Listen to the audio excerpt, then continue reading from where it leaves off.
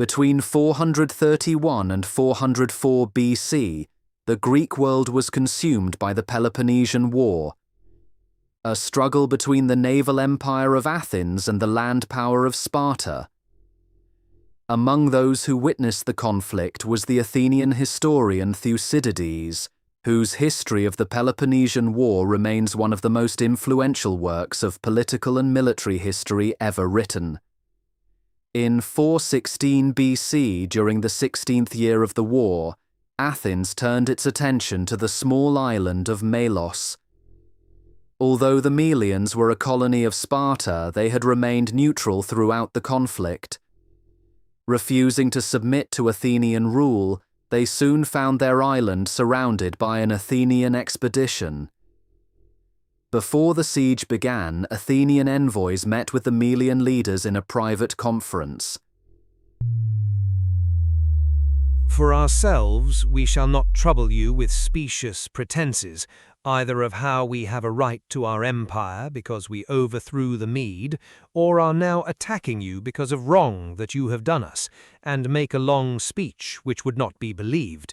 And in return, we hope that you, instead of thinking to influence us by saying that you did not join the Lacedaemonians, although their colonists, or that you have done us no wrong, will aim at what is feasible, holding in view the real sentiments of us both, since you know as well as we do that right, as the world goes, is only in question between equals in power, while the strong do what they can and the weak suffer what they must.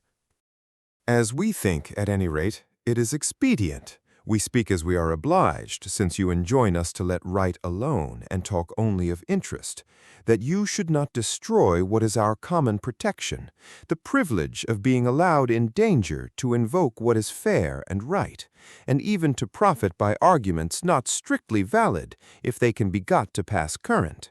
And you are as much interested in this as any, as your fall would be a signal for the heaviest vengeance, and an example for the world to meditate upon. The end of our empire, if end it should, does not frighten us. A rival empire like Lacedaemon, even if Lacedaemon was our real antagonist, is not so terrible to the vanquished as subjects who by themselves attack and overpower their rulers. This, however, is a risk that we are content to take.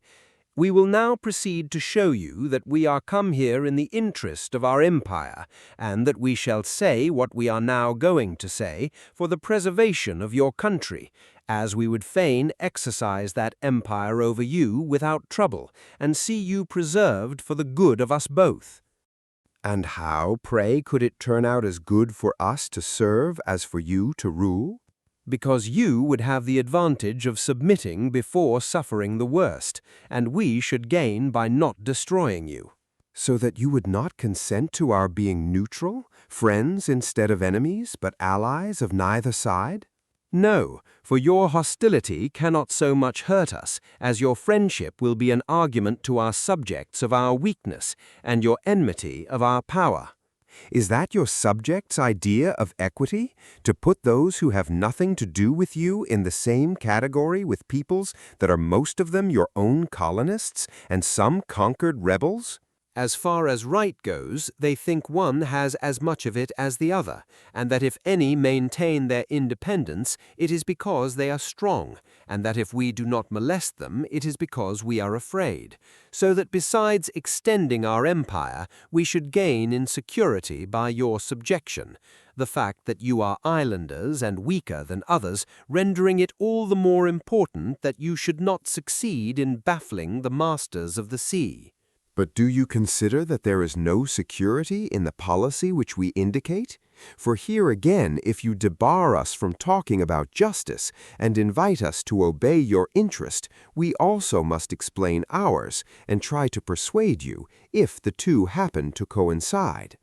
How can you avoid making enemies of all existing neutrals, who shall look at its case that one day or another you will attack them? And what is this but to make greater the enemies that you already have, and to force others to become so, who would otherwise have never thought of it? Why, the fact is that continentals generally give us but little alarm. The liberty which they enjoy will long prevent them taking precautions against us. It is rather islanders like yourselves, outside our empire, and subjects smarting under the yoke, who would be the most likely to take a rash step and lead themselves and us into obvious danger.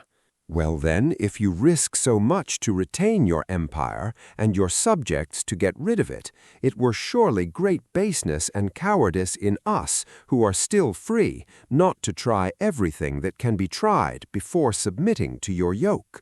Not if you are well advised, the contest not being an equal one, with honor as the prize and shame as the penalty, but a question of self-preservation and of not resisting those who are far stronger than you are. But we know that the fortune of war is sometimes more impartial than the disproportion of numbers might lead one to suppose. To submit is to give ourselves over to despair, while action still preserves for us a hope that we may stand erect. Hope, danger's comforter, may be indulged in by those who have abundant resources, if not without loss, at all events without ruin. But its nature is to be extravagant, and those who go so far as to put their all on the venture see it in its true colors only when they are ruined, but so long as the discovery would enable them to guard against it, it is never found wanting. Let not this be the case with you, who are weak and hang on a single turn of the scale, nor be like the vulgar, who, abandoning such security as human means may still afford, when visible hopes fail them in extremity, turn to invisible, to prophecies and oracles, and other such inventions that delude men with hopes to their destruction. You may be sure that we are as well aware as you of the difficulty of contending against your power and fortune unless the terms are equal. But we trust that the gods may grant us fortune as good as yours, since we are just men, fighting against unjust, and that what we want in power will be made up by the alliance of the Lacedaemonians, who are bound, if only for very shame, to come to the aid of their kindred. Our confidence, therefore, after all, is not utterly irrational. When you speak of the favor of the gods, we may as fairly hope for that as yourselves, neither our pretensions nor our conduct being in any way contrary to what men believe of the gods, or practice among themselves. Of the gods we believe, and of men we know, that by a necessary law of their nature they rule wherever they can. And it is not as if we were the first to make this law, or to act upon it when made. We found it existing before us, and shall leave it to exist forever after us. All we do is make use of it, knowing that you and everybody else, having the same power as we have, would do the same as we do. Thus, as far as the gods are concerned, we have no fear, and no reason to fear that we shall be at a disadvantage. But when we come to your notion about the Lacedaemons, which leads you to believe that shame will help you, here we bless your simplicity, but do not envy your folly. The Lacedaemons, when their own interests or their country's laws are in question, are the worthiest men alive. Of their conduct towards others much might be said, but no clearer idea could be given than by shortly saying that of all the men we know, they are most conspicuous in considering what is agreeable, honorable, and what is expedient, just. Such a way of thinking does not promise much for the safety which you now unreasonably count upon. But it is for this very reason that we now trust to their respect for expediency, to prevent them from betraying the Melians, their colonists, and thereby losing the confidence of their friends in Hellas and helping their enemies. Then you do not adopt the view that expediency goes with security, while justice and honor cannot be followed without danger, and danger the Lacedaemons generally court as little as possible. But we believe that they would be more likely to face even danger for our sake, and with more confidence than for others, as our nearness to Peloponnese makes it easier for them to act, and our common blood ensures our fidelity. Yes, but what an intending ally trusts to is not the goodwill of those who ask his aid, but a decided superiority of power for action, and Lacedaemons look to this even more than others, at least such is their distrust of their home resources, that it is only with numerous allies that they attack a neighbor. Now is it likely that while we are masters of the sea, they will cross over to an island? But they would have others to send. The Cretan Sea is a wide one, and it is more difficult for those who command it to intercept others than for those who wish to elude them to do so safely. And should the Lacedaemonians miscarry in this, they would fall upon your land and upon those left of your allies, whom Brasidas did not reach, and instead of places which are not yours, you will have to fight for your own country and your own confederacy.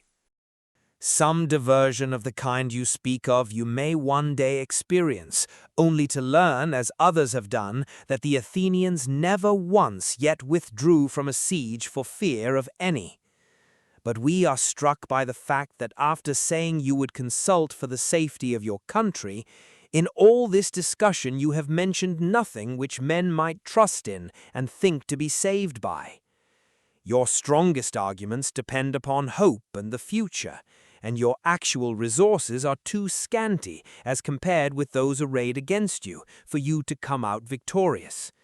You will therefore show great blindness of judgment, unless, after allowing us to retire, you can find some counsel more prudent than this. You will surely not be caught by that idea of disgrace, which in dangers that are disgraceful, and at the same time too plain to be mistaken, proves so fatal to mankind.